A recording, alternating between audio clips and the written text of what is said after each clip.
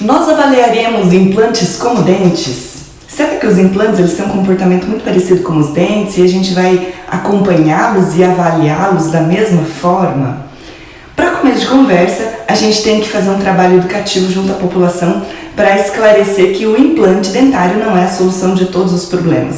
O implante dentário é a melhor solução para os dentes condenados ou lugares onde nós não temos mais dentes, mas que a gente não comece a criar novos problemas colocando como solução algum substituto, como por exemplo, muito antigamente se estabeleceu que a extensão para a prevenção seria a solução da cárie, depois foi substituído por outra ideia. Assim como se imaginou antigamente que a extração de todos os dentes para a colocação de dentadura seria a solução de todas as cáries. E muitas moças ganhavam como presente de casamento uma dentadura, porque aí elas podem estar no casamento tranquilamente, sem ter problemas dentários, sem ter dor de dente.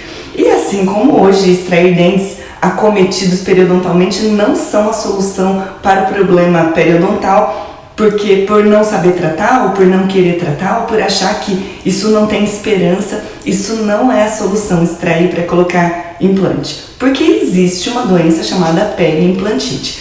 Agora, longe de criar terror, que a periimplantite vai estragar todos os dentes, vai causar a perda óssea, não é bem isso, mas a gente conseguir colocar os pingos nos is e pontuar bem claramente onde estão os problemas.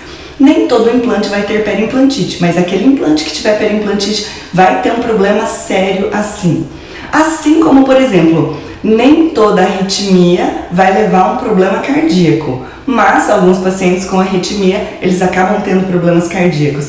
Então a gente não pode criar um terror contra a arritmia, assim como a gente também não vai gerar um terror em relação aos implantes. Mas o que a gente precisa saber é que isso pode acontecer. E também não pode ter um pensamento mágico de que nunca vai ter periimplantite nos meus casos, nenhum dos meus pacientes vai ter periimplantite, porque eu uso tal implante, uso tal sistema, uso tal método. Não é isso, porque assim como a doença periodontal, a doença periimplantar também está relacionada ao indivíduo. É muito importante que a gente tenha claro os fatores de risco da periimplantite. Eu gosto de brincar que saber fator de risco para periimplantite é ter uma bola de cristal para saber com antecipação quem é que tem mais chance, quem tem risco de ter periimplantite.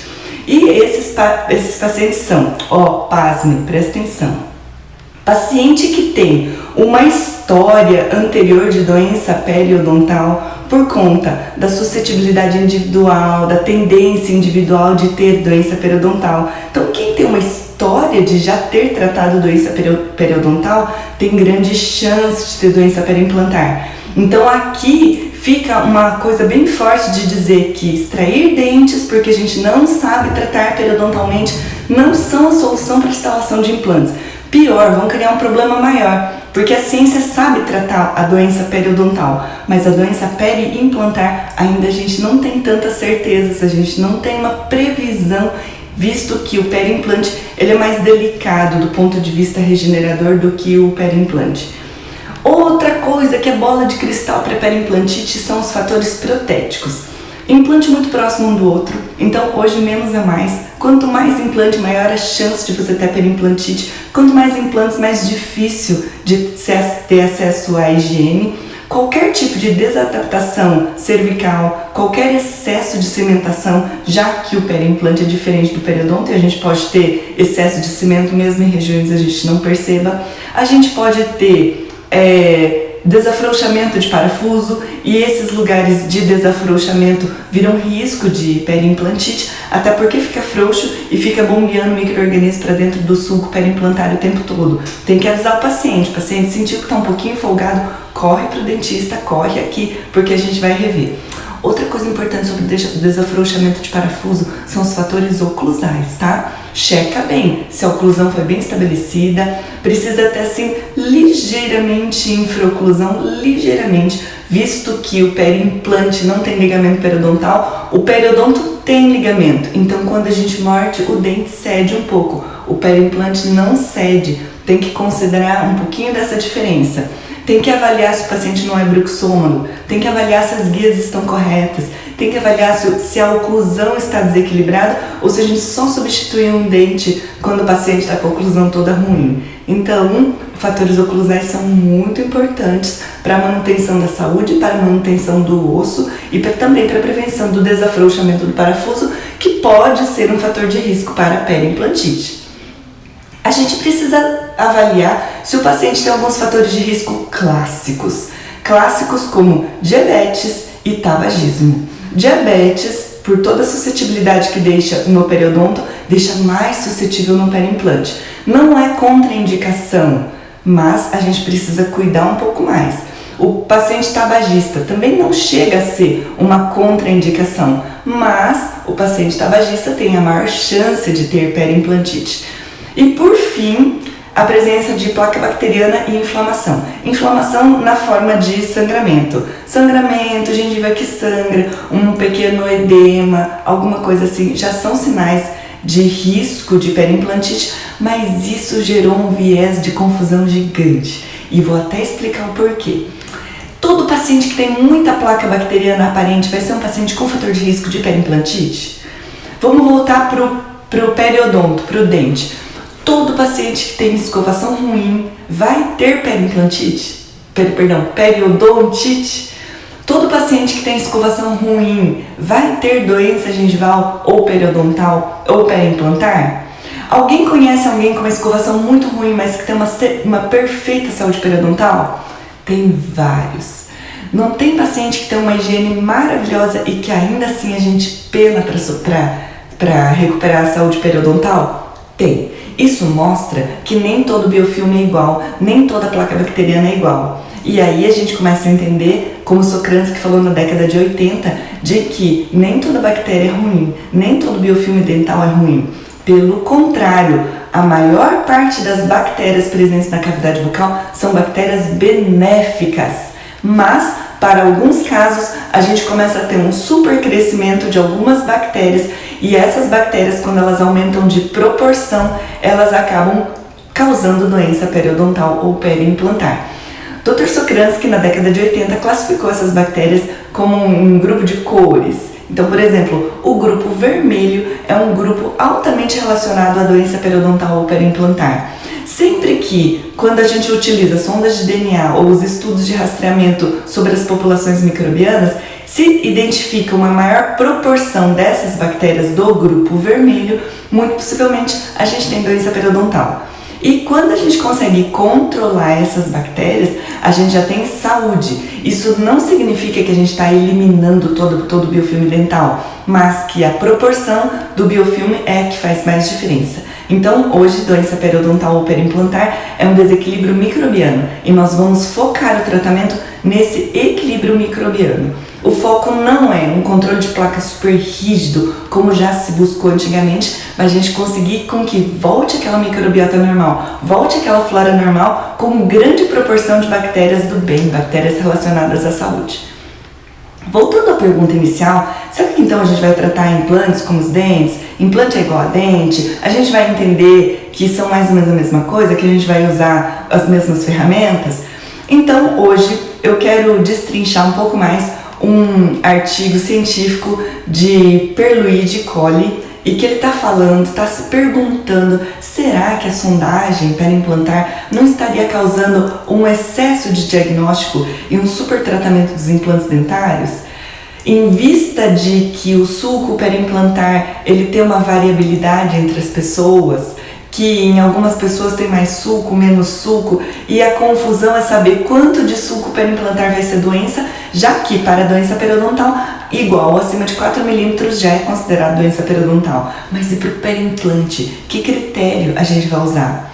Que critério é doença periimplantar? Quando é que a gente vai chegar e falar assim, você tem doença periimplantar, a gente vai te tratar e a gente precisa prevenir? Quais são as ferramentas de diagnóstico? Então é isso que eu vou falar nessa aula de hoje, isso que eu vou esclarecer para a gente conseguir entender de uma vez por todas que implante não é igual a dente e assim também as ferramentas de diagnóstico, para o diagnóstico precoce principalmente, elas ficarem muito claras.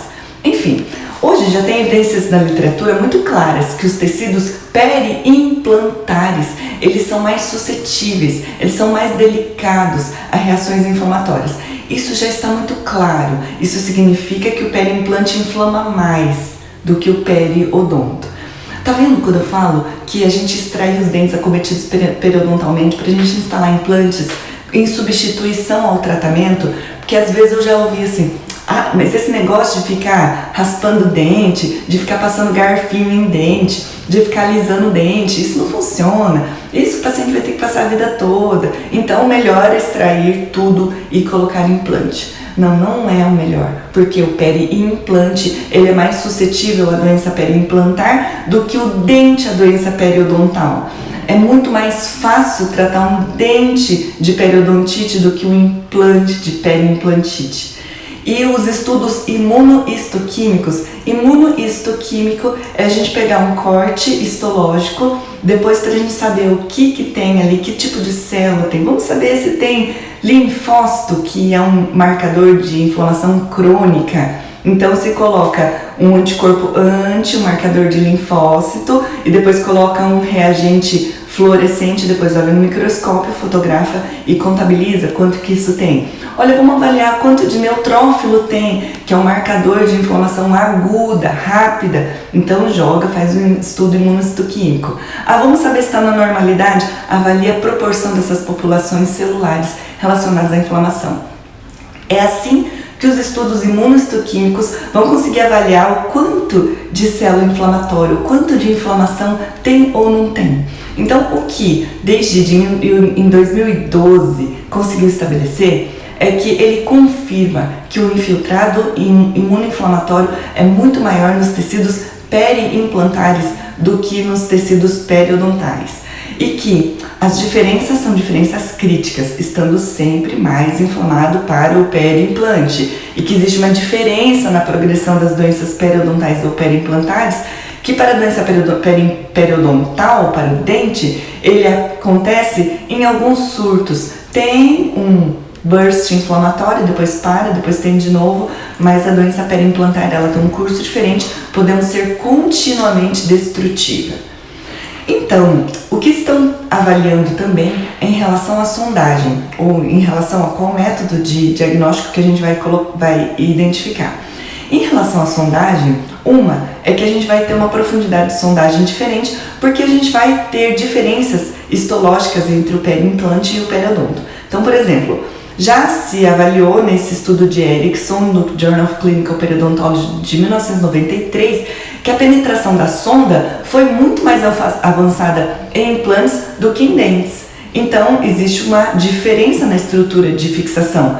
Periimplante, ele tem menos resistência, então a sonda vai estar lá embaixo. Até quanto, então, a gente consegue saber o quanto isso é adequado ou não? Será que a gente não está causando um trauma maior por essa sondagem no periimplante? E também, eles avaliaram o sangramento à sondagem. Será que o sangramento à sondagem vai ser um avaliador, um preditor seguro em relação ao diagnóstico da doença periimplantar? Isso também é questionável, porque se a gente consegue penetrar mais profundamente, será que a nossa própria sondagem não estaria causando uma perfuração e um próprio sangramento por esse trauma, já que a gente está atravessando o epitélio juncional longo? Então, chegou-se à conclusão que sangramento à sondagem ou profundidade à sondagem não são preditores tão bons. Até porque a penetração já que a penetração da sonda foi mais avançada em implantes nos dentes e o sangramento também não é um preditor tão bom, eles conseguiram identificar muito claramente que não existe correlação entre profundidade de sondagem e doença periimplantar e sangramento à sondagem e doença periimplantar. Não tem correlação. Ou seja, tem gente que tem profundidade de sulco, tem sangramento e não tem doença periimplantar. Tem gente que tem profundidade de sondagem, tem profundidade de sulco e tem doença periimplantar. Assim como tem gente que não tem profundidade de sondagem e tem doença periimplantar.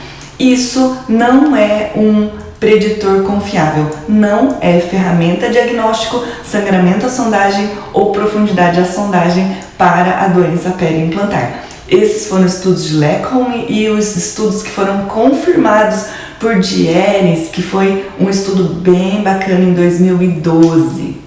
Enfim, são coisas de baixo valor diagnóstico. O que a gente vai entender de tudo isso? E por que é tão baixo de diagnóstico? Porque no perimplante a gente vai ter profundidades diferentes de sondagem, também porque a gente tem uma quantidade diferente de tecido mole em relação ao periimplante. E um estudo clínico mostrou valores variando profundidades de sondagem ao redor dos implantes, variando de 0,85 até 6,85. Olha, você tem uma profundidade de sondagem que vai variar de 0,85 até 6,85, você vai ter uma discrepância de 6 milímetros. Então é o seguinte, se a gente tiver 6 milímetros está tudo bem no perimplante, ou se a gente tiver 0 milímetros, ou se tiver 1 milímetro está tudo ok.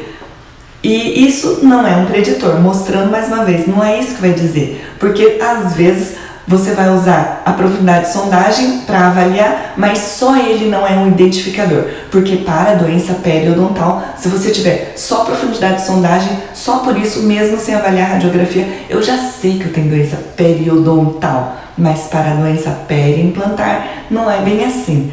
Como, por exemplo, quando a gente tem o implante perto de dente, a gente costuma ter mais gengiva. Então, implantes próximos de dentes costumam ter profundidades de sondagem mais espessas ou costumam ter mais gengiva do que regiões edêntulas, regiões sem dentes. Então pensa, numa região onde não tem dente ao lado, num protocolo inferior, como por exemplo, a gente vai ter uma camada de gengiva muito fina. Então, os estudos falando sobre a espessura desse tecido periimplantar, eles dizem que isso é muito variável. E eu ainda pergunto, e se a pessoa fez um enxerto gengival para aumento estético do tecido periodontal? Então, ele vai periimplantar. Então, ele vai ter maior profundidade de sondagem. E se a pessoa por si só tiver um periodonto espesso? Então, não vai ter maior profundidade de sondagem? E se a gente tiver colocado o implante um pouco mais afundado, um pouco mais enterrado dentro do osso, no caso dos sistemas cônicos ou sistemas Morse, onde a gente vai precisar colocar ele mais infraósseo, a gente não vai ter uma profundidade de sondagem maior? Vai ter, e por isso mesmo, isso não é um preditor para a doença. E alguns estudos têm mostrado, principalmente esses estudos longitudinais, que existem implantes muito bem sucedidos, acompanhados longitudinalmente, como por exemplo com até mais de 18 anos, onde sulcos periimplantares de 9 milímetros não apresentavam nenhum outro sinal de doença periimplantar. Nem que sondagem fosse um sinal de doença periimplantar, mas para ter doença periimplantar não é só sondagem e não é só profundidade de sondagem. Então, tudo depende da altura de tecido mole, tudo depende de quanto você vai ter de tecido ali, e isso depende mais do que você vai avaliar clinicamente, do que a gente estabeleceu um número. Alguns estudos dizem que profundidade de sondagem maior que 4 é perimplantite, maior que 6 é perimplantite. Não existe estudo em relação a isso e parece que esse estabelecimento é um estabelecimento arbitrário. Olha, vamos resolver que acima de 6 milímetros é bolsa periimplantar. Então, estou aqui para dizer através deste estudo que esse estudo diz que não existe correlação. Nós não vamos mais usar profundidade de sondagem como único fator de diagnóstico.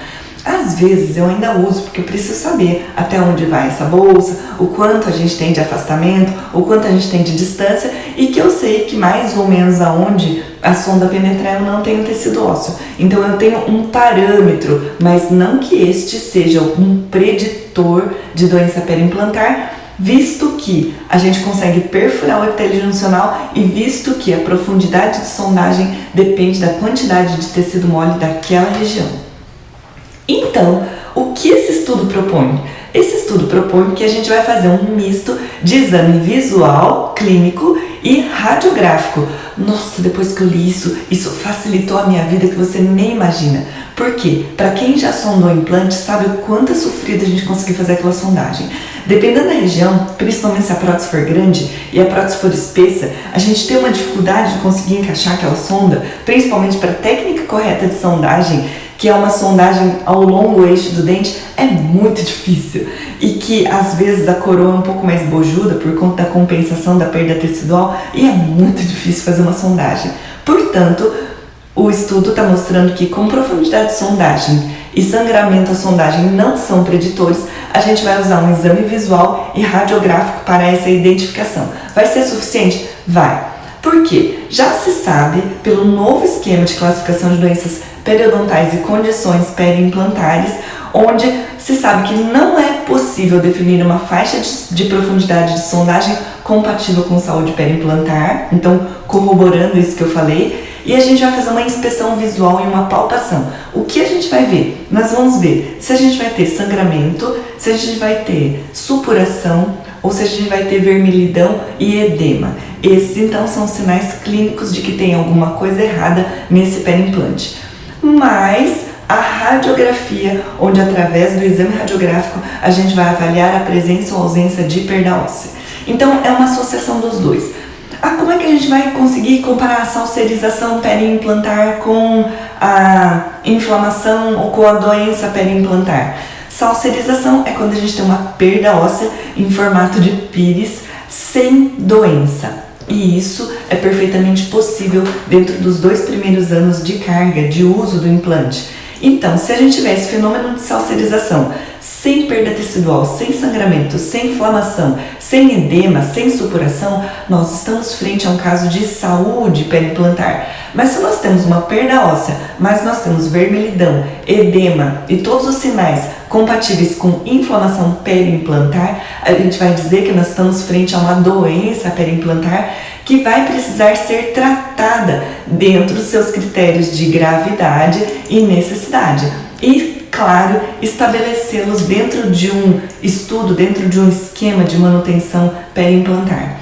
Enfim, todos os estudos, eles direcionam também sobre a importância da manutenção periimplantar. Não existe uma maneira da gente fazer um diagnóstico, de fazer um tratamento, e nenhum método de tratamento sobrevive sem uma manutenção periimplantar adequada. Que a gente precisa fazer esse acompanhamento, precisa fazer uma manutenção, sabendo também que o periimplante é mais suscetível que o periodonto e que se houver uma região periimplantar tendendo à inflamação, nós precisamos cuidar mais desse periimplante. Fica aqui essa mensagem para que a gente consiga introduzir isso dentro da nossa vida diária e proteger esse investimento que o paciente faz em sua saúde bucal, que são os maravilhosos implantes dentários. Que esses pacientes não sejam pegos de calças curtas, de repente com uma doença periimplantar que talvez inviabilize a possibilidade de instalação de outros implantes ou inviabilize essa prótese em sua boca. Eu sou a professora Cristina Miura. Se você me assiste no YouTube, curte aqui o canal. Se você me assiste no Facebook, dá um joinha. Eu aguardo o seu comentário, a sua pergunta, algum tema que você gostaria que eu abordasse em outros vídeos, e espero que você me veja no próximo vídeo para a melhoria dessa periodontia nossa desse país.